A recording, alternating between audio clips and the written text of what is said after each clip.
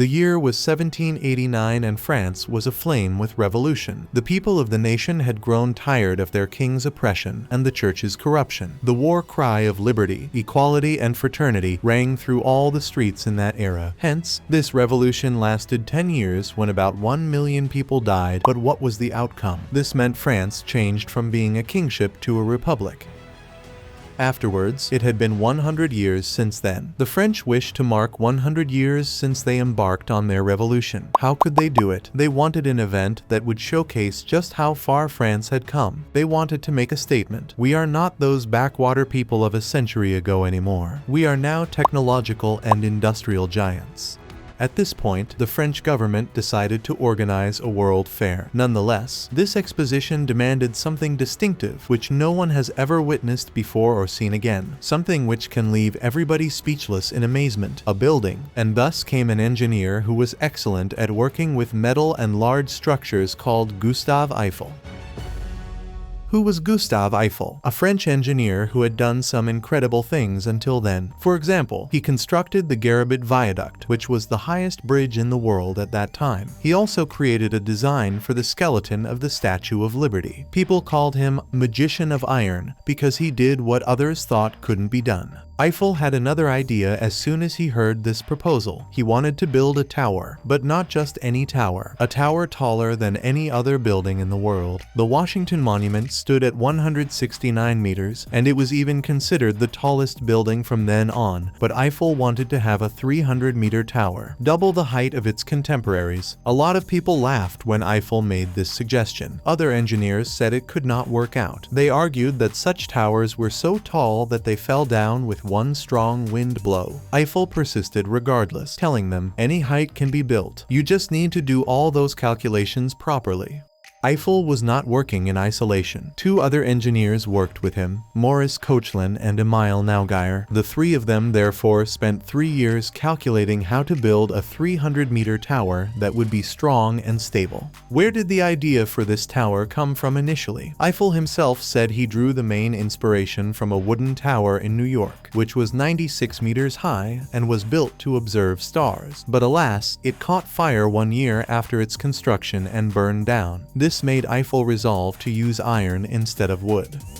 After all the designing and planning for 3 years, in the month January 1887, the French government signed a contract with Eiffel's company. However, it's interesting that terms of their agreement were so peculiar. In particular, only half of what cost constructing it should be paid by the French government, while Eiffel had to cover up for the balance. Consequently, within 20 years starting from that time, he was allowed to take all revenue generated from the tower itself by way using it as security. In simple words, Eiffel took a big risk here. If the project proved unsuccessful, then he would endure significant loss.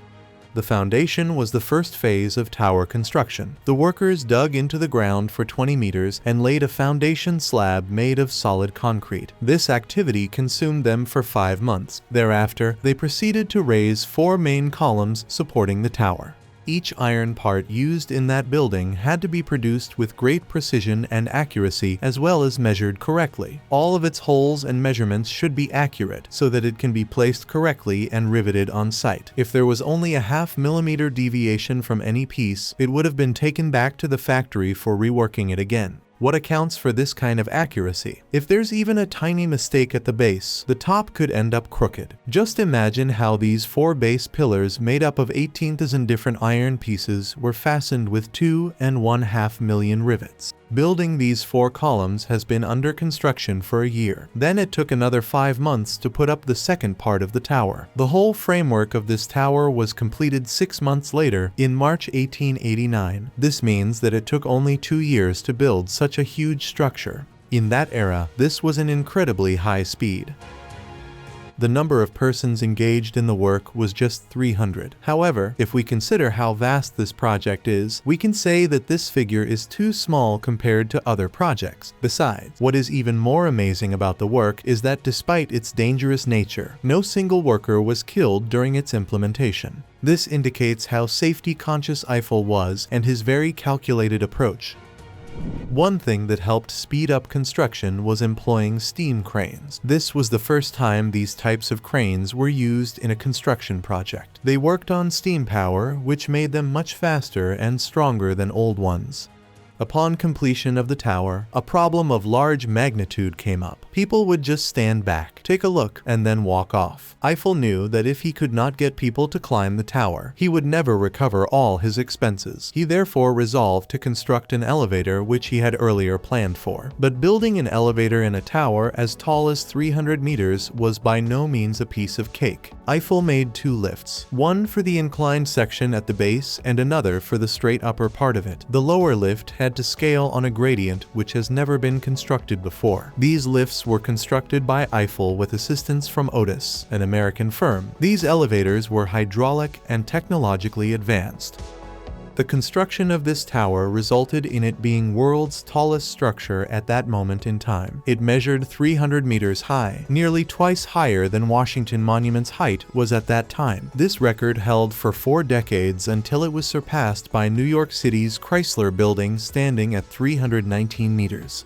What is the amount of money that was spent to put up this tower? The grand cost was 7.8 million French francs. This was a significant economic undertaking then. If we convert this amount into today's currency, it'd be around $70 million, give or take. However, it is still not comparable, as the purchasing power of money used to be much higher than at present. This tower had a strange story behind it. The Paris City Council considered that the tower would serve only for the World Exhibition and then should be destroyed. They said this new tower didn't match with Paris's ancient architectural style, and it would break the soul of the city apart. The Eiffel Tower was supposed to be demolished after 20 years. But what happened? 20 years later, Eiffel Tower turned out as a sign for Parisians' love affair with their capital city. Even citizens of Paris were afraid their own local authorities would actually demolish it. Finally, council gave up on tearing down the towering edifice, making it permanent monument. The Eiffel Tower has been painted 19 times and has had its color changed 4 times since 1889, first red, then yellow, then brown, and now a bronze-like brown referred to as Eiffel brown. Painting the Eiffel Tower is a huge task. It should be done every 7 years. 60 tons of paint are needed for this job. 25 painters spend 18 months on special scaffolding painting the tower completely by hand, because using a spray can would cause air pollution.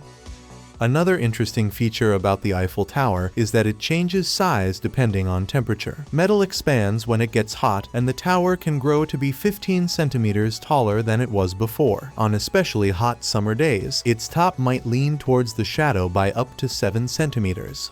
Nowadays, the Eiffel Tower is recognized as being the most profitable historical monument in the world. Every year, approximately 7 million tourists visit this structure, which makes it more popular than any other monument globally. Surprisingly, more than 250 million people have already visited France's historic site ever since its existence began. The tower has been gradually dressed up with different things. For instance, the first floor is a museum. In addition, on this floor, there is a glass bottom to see and walk on top of it. Many people fear stepping on it. The second level is a restaurant called Jules Verne that's 115 meters above the ground and run by a famous French chef. From this story, you can take in the whole Paris through your binoculars. The third floor is 276 meters high. One can only get to this floor by an elevator ride. Once upon a time, Gustave Eiffel had his office here when he built this monument, but now it houses wax figures of him and his daughter. You can see as far as 70 kilometers away from here. 20,000 lights are used to light Eiffel Tower every night. This started in 1985, nearly 100 years after its completion, and now remains one of Paris' major attractions. During each hour for 5 minutes, these same lights continuously twinkle, giving us an awesome view that we also saw at the lately concluded Olympics. Before we say goodbye, here's a story involving the Eiffel Tower. In 1912, an Austrian-French tailor named Franz Reichelt, who was also known as the Flying Tailor, invented the first parachute suit. To test it, he chose the Eiffel Tower, the tallest building in the world at that time, and decided to jump off it wearing his invention. He went ahead with it, jumped from the first floor of the tower, but unfortunately the suit didn't work properly. Franz hit the ground hard and died on impact. This was actually the first wingsuit ever invented invented, and its creator met a tragic end. It just goes to show that new inventions often come with their share of problems. I haven't done that yet, however. If you've been lucky to see it closely or touched it personally, share with me your experience. And if you enjoyed the video, please like and subscribe.